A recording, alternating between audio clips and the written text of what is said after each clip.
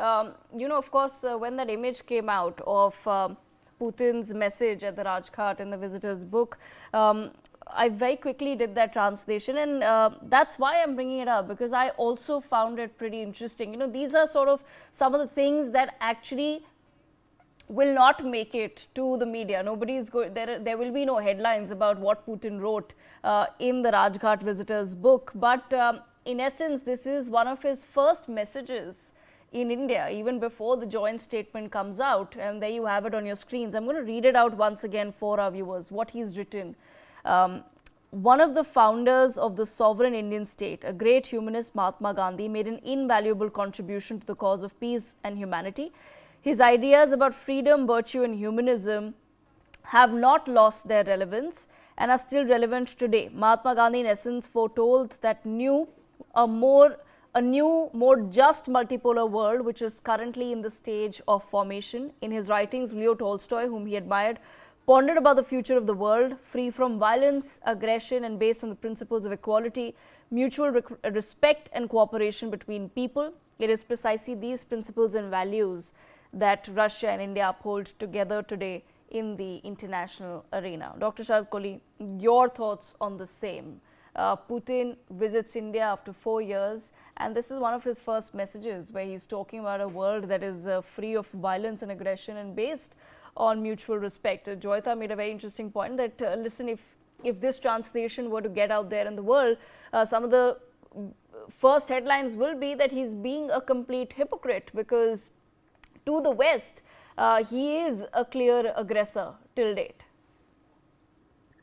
Good afternoon, Devika, to you, my fellow panelists and NewsX viewers. Well, I think Russia, Ukraine must be at the back of the mind of the West when Joyita says that the statement contradicts what he's been doing for the last 3 years. But then I have a different point of view. I would not go by the Western thinking, because Russia has its own reasons for doing what it has been doing for the last 3 years. There is a threat of NATO. There are things that me and you or the media on the eastern or the southern part of hemisphere do not know what goes on inside. So there were compelling reasons as to what he's done and why. Anyway, that's a bilateral issue between Russia and Ukraine for them to resolve. When you write on a register, on a notebook like this, you obviously have to be following a protocol. When you're going to Mahatma Gandhi's Samadhi, who was a propagator of non-violence, you have to, speak about that. You have to pronounce that. You have to magnify that, and you have to match your views with that, because those views can apply in any global situation. So that's my take. So there could be a difference of what he's writing and what he's doing, but then there are reasons for doing both of that. So I think we can just go on and debating that in both the directions, and I would not like to drag that any further, because that will unnecessarily cause controversies. And I think because he's here, the Russian delegation is here, the Russian media is here, they are all watching you and me and other panelists also talking.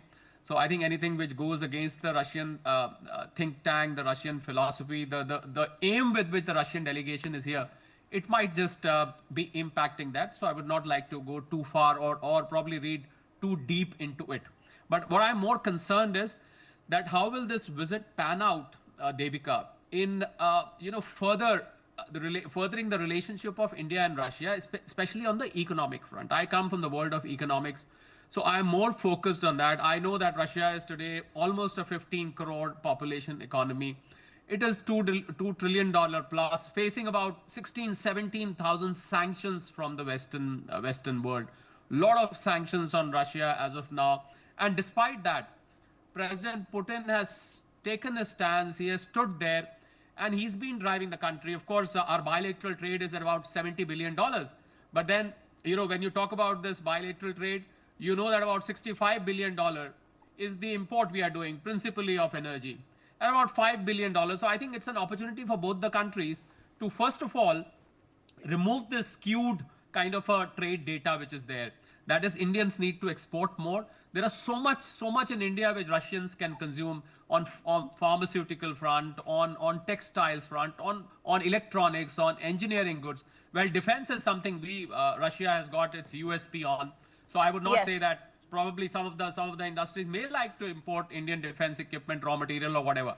But I think it will open up the economies for more of business, because knowing that sanctions on Russia, Devika, Russia is also looking for trade partners, and India is the biggest market. The size of Indian middle class is double the size of the American population. You will not get a market like this, and that's what PM Modi says every time, that where will you find this market? So for a scantily populated Russia, not scantily populated in terms of size, it's 15 crores, but it's a huge country. It's world's largest country for that matter. So when you look at the population scatter, you find that it's very from Vladivostok to Leningrad. Okay.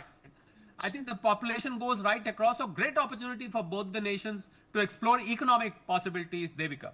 Okay, Sharad, I'll come back to you in just a moment. I'll also bring in Dr. Jayajit Bhattacharya, but Joyita wants to make a quick point there. Joyita, go ahead. Yeah, a quick point about trade, because from whatever I have gathered, it seems one of the reasons why the volume of trade between India and Russia is not increasing is primarily because it is confined to the SME sector, what we call, medium MSME, SME sector. So what's happening is that Indian big businesses are not ready to get involved too much into Russian doing business with Russia, primarily because of the threat of sanctions. So unless and until that part is sorted out, I mean, there will be some movement, but up to A, B, but it is unlikely to go beyond C and D, Okay. All right. Okay, Sharad wants to make a rebuttal there. Sharad, go ahead. Just a very quick point. I'm sure Dr. Bhattacharya, I'm raring to listen to him. But just a very, very quick point before that. This meeting which is happening in Hyderabad House and between the Indian and Russian delegation, Devika, quickly. One of the principal agendas is to find ways and means of these silly sanctions which are impacting the Indo-Russian trade. Yeah. Okay. Before I bring in Jayajit Bhattacharya, of course, viewers, the bilateral meeting has begun and we're getting some updates.